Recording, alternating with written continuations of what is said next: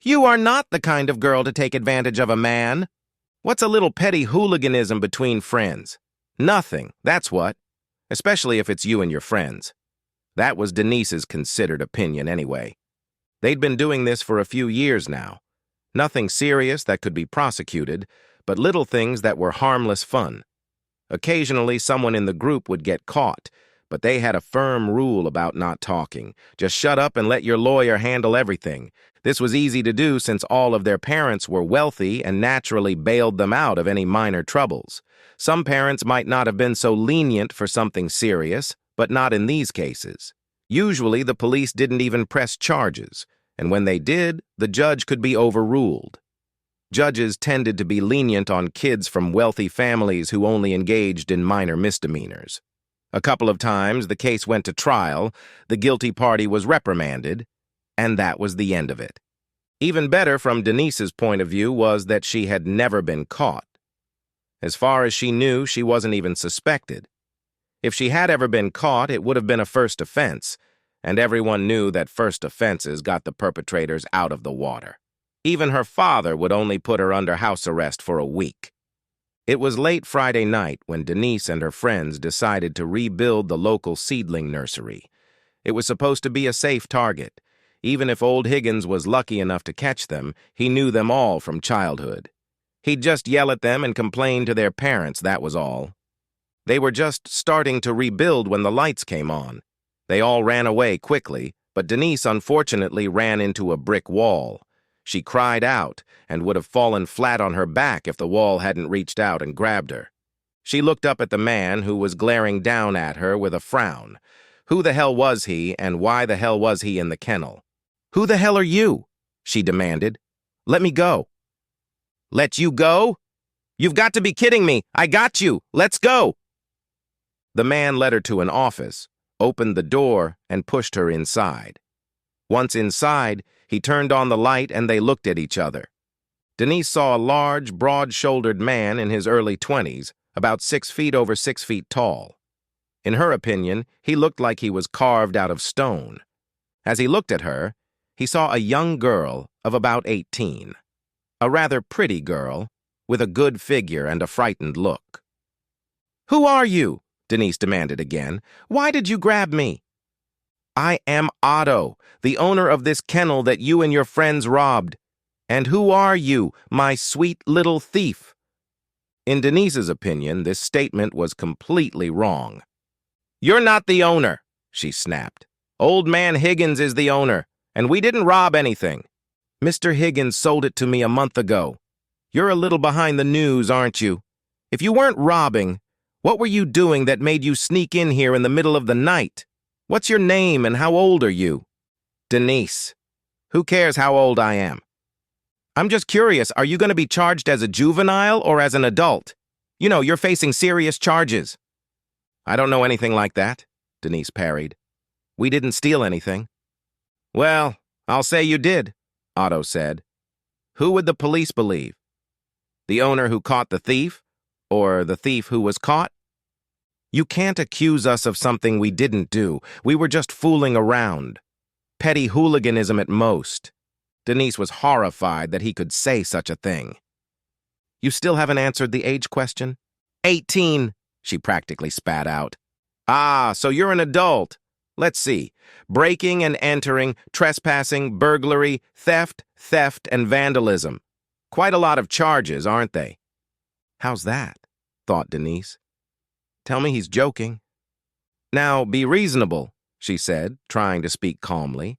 "I only caused minor damage, and I'm sure your insurance will cover it." "Yes, it probably will, especially since I've found the culprit and am pressing charges. The insurance companies will look to you for reimbursement as well as their legal fees and paperwork." The situation was getting worse and worse for Denise. "Ah, look. I'm perfectly willing to pay for any damage we may have caused. There's no need to call the police." "Really? Who else was there?" "I noticed there were a few other people here. I'd like to speak to them. After all, why should you be the only one accused?" Denise shook her head quickly. "I forgot," she told him calmly. "I understand. Loyal to the core. See the computer?" He pointed to the computer on the table, a computer that, to her surprise, was working, even though it was the middle of the night. "Sit here," he ordered, pointing to a chair next to the computer. "I think you'll enjoy the show." Otto opened his security system, scrolling the tape back a bit. Then he started it up in normal mode. It was dark, and you could see moving, glowing figures on the screen. An infrared camera. It tracks both heat and light. Suddenly, a light came on in the nursery, and all the figures turned to look at the light.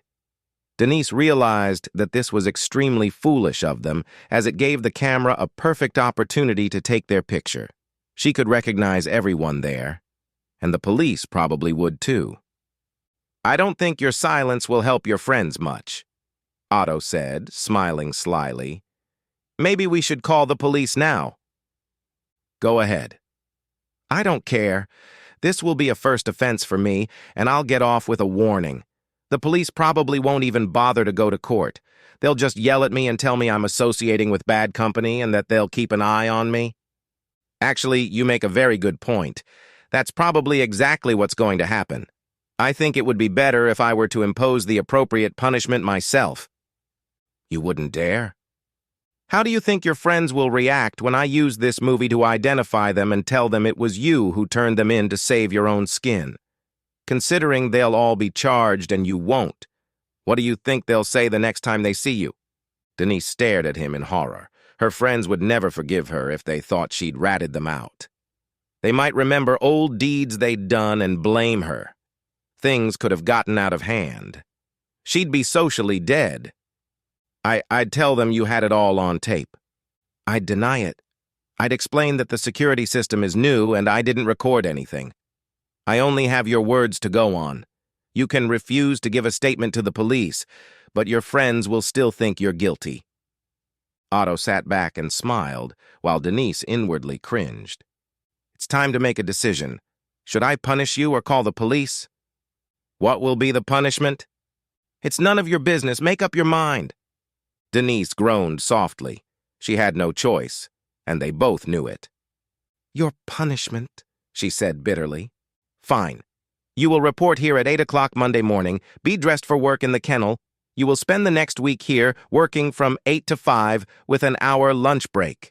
Understood?" Denise nodded reluctantly, already looking for ways to get out of it. "If you don't show up for work, I'll press charges against you and your friends, letting them know that I'm pressing charges because of you." "So much for just not showing up," Denise muttered to herself.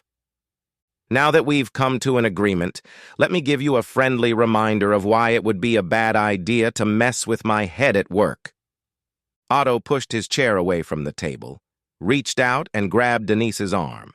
A strong tug on her arm, and she found herself falling forward into his lap. What? "You wouldn't dare!" Denise howled. She found that her dress was completely torn up. The next moment, a large, firm hand was on her buttocks, and she cried out. A couple more hard spanks followed, and then Otto paused for a moment. "Now that you're warmed up, let's do it properly," he said. "No!" Denise screamed, finding her panties coming down. "Oh my God, how dare you!" It was proving to be very easy. Kicking and squealing accomplished exactly nothing but noise. The spanking stopped, and Denise found herself back on her feet. Her hands automatically went behind her back, lightly touching her sore buttocks.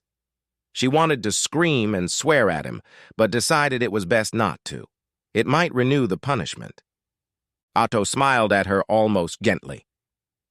"Ah, Denise, if you're going to stand there holding your ass, maybe you should pull up your panties first," he said softly. With a flaming face, Denise hurriedly adjusted her clothes. She was standing there showing him everything, she thought bitterly, and he was deliberately staring. "So what?" she reminded herself. "He saw all that and more while you were lying naked ass up in his lap." Otto led her out of the office, heading for the exit. Before reaching it, he stopped and turned to her. "How are you going to get home? I'm not going to let you walk home alone at night at a time like this, and I don't think your friends are left waiting for you. I'll call my father and he'll come and get me, Denise muttered, not wanting to, but not seeing much choice either. It would make him happy at a time like this. Don't worry, I'll drive you home myself. Come on. Braiding, Denise followed. Maybe she didn't mean to. She wasn't stupid. She didn't want to be alone in the middle of the night. Denise cursed quietly as she got out of bed Monday morning. Why did it have to be a school vacation? School would be a great reason not to go to work for that minder. Then again, he'd probably make her give up her weekends if that was the case. She could handle a week of work. When she arrived on time, she found that she was treated just like any normal employee. She was given a task, shown how to do it, and left to do her own thing. Not the most interesting job in the world, but at least she found herself doing something constructive. In the afternoon, she was transferred to the store as a sales assistant. To her surprise, she found that she was good at it, getting along well with customers and enjoying it. Tuesday was a repeat of Monday. She spent the morning working in the garden with the plants and the afternoon in the store. She rarely saw Otto. She expected him to spend a lot of time making her work hard, but he just gave her work and left her alone. He made sure she knew that he was available if she had any questions, and that she could feel free to approach other employees if she needed help with anything. Friday came. Denise was almost disappointed to find that the week was coming to an end. She was also surprised in the afternoon when she was handed a bag of money and told to meet Otto at the office after work.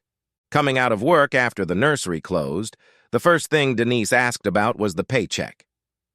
"We don't use slave labor," Otto pointed out. "I am legally obliged to pay the people who work for me. Now you have money that really belongs to you, earned by your own labor, not the money your parents give you." Ouch. Thanks, I guess. I thought I had to make amends. You did.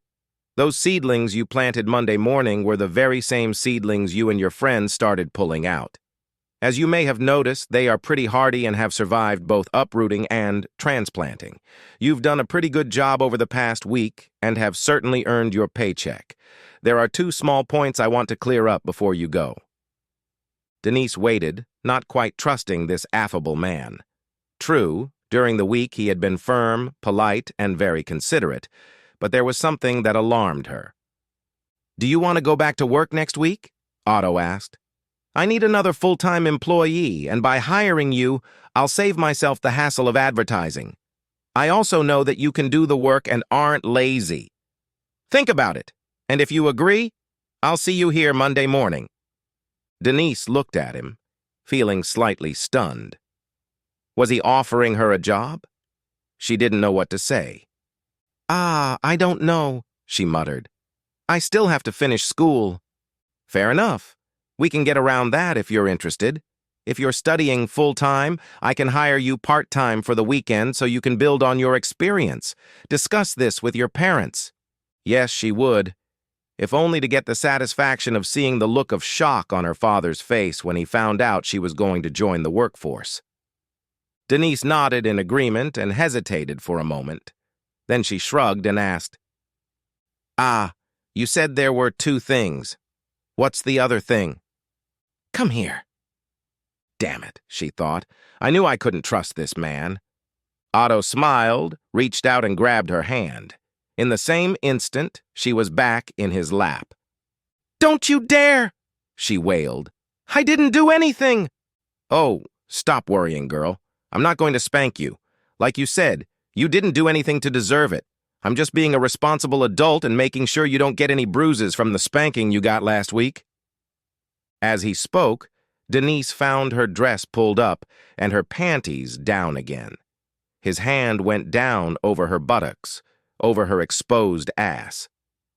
"I have to admit," Otto said in a pleasantly judicious voice, "there don't seem to be any bruises. The ass is tender to the touch, isn't it?" There was definitely something pleasant when he did that, but Denise wasn't sure what it was. Never in her life had she felt her ass so keenly, even more so than when he was spanking her. "No," she managed to say. "That's fine." "Oh, good. How about here?" His fingers slid off her buttocks, not that it made things any better. "No, that's good," she said quickly. "You certainly didn't spank me there."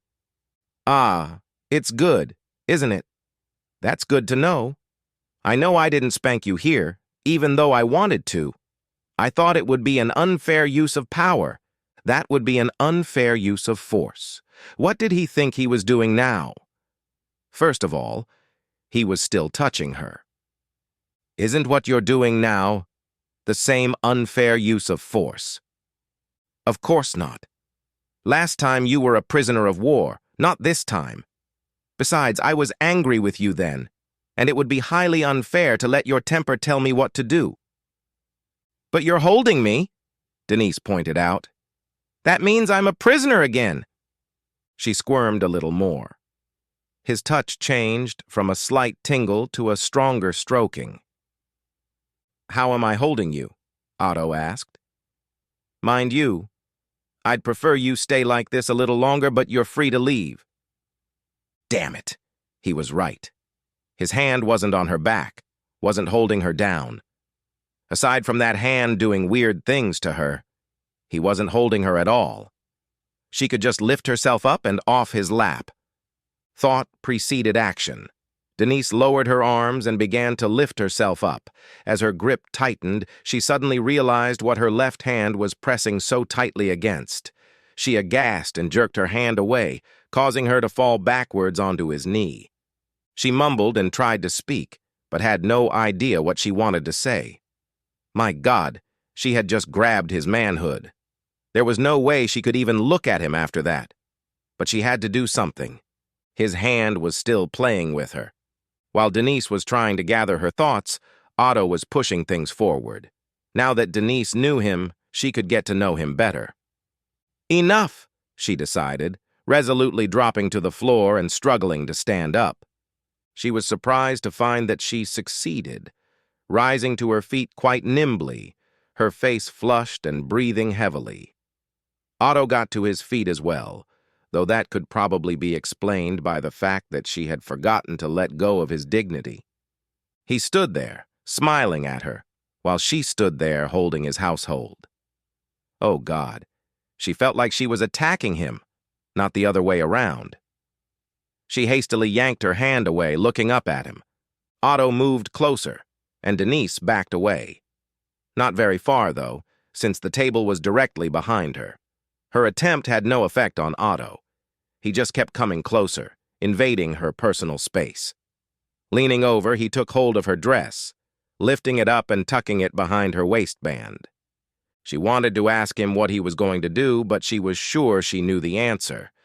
Instead of speaking, she just lifted her gaze to look at him. He raised his eyebrows slightly, not coming any closer. Instinctively, she realized he was asking if everything was okay. Should he continue? She didn't know what her answer might be. Well, she knew what it should be. She just wasn't sure if it was what she wanted, so she didn't say anything. Otto gave a barely perceptible shrug and moved a little closer. If she wasn't going to say no, he was quite willing to assume yes. Afterward, they made love in his office. "That was interesting," Otto murmured. "I really hope you won't be too much of a distraction while you're working for me." "Me?" exclaimed Denise indignantly. "I didn't do anything. It was all you." "No," Otto said, shaking his head negatively. "You looked so attractive. What else could I do? I was helpless before your charms." Denise looked at him, not knowing what to say. How could he even say that? "I don't work for you yet," she said irritably. "Would you rather I didn't?" "Seriously, Denise, you can't back out now. Surely you don't want me to think you're the kind of girl who can use a man and then just walk away from him. I'm shocked at the very idea." Denise looked at him intently, at his wide smile. She sighed. "You're a pig. You're just intentionally turning me on, and you know it." His smile grew wider. "Maybe. I'll see you Monday morning." The end.